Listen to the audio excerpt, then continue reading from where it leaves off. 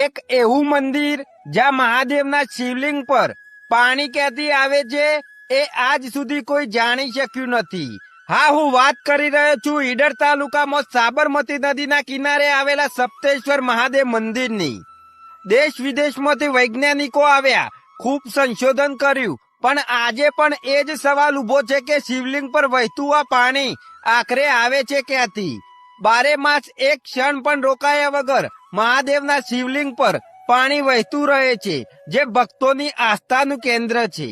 આ શિવલિંગ કોઈ મનુષ્યએ બનાવેલું નથી। અહીંયા 7 ચૈતન્ય ઋષિઓએ ઘોર તપસ્યા કરી હતી અને તેમના તપના ફળ રૂપે મહાદેવ અહીં પ્રગટ થયા હતા। એથી જ આ સ્થાનનું નામ પડ્યું છે સપ્તેશ્વર મહાદેવ। આ મંદિર લગભગ 800 થી 1000 વર્ષ જેટલું પ્રાચીન માનવામાં આવે છે।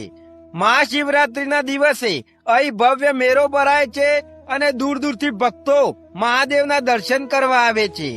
અહીં પિતૃ તર્પણ અને અસ્થિ વિસર્જનનું વિશેષ મહત્વ છે અને શ્રાવણ મહિનામાં સાબરમતી નદીમાં સ્નાન કરવાથી મહાપુણ્ય મળે છે।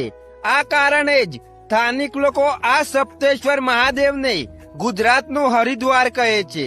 જો આ વિડીયો તમારા સુધી પહોંચ્યો હોય તો આ પવિત્ર ઇતિહાસ તમારા સગાવાલા સુધી જરૂર પહોંચાડજો।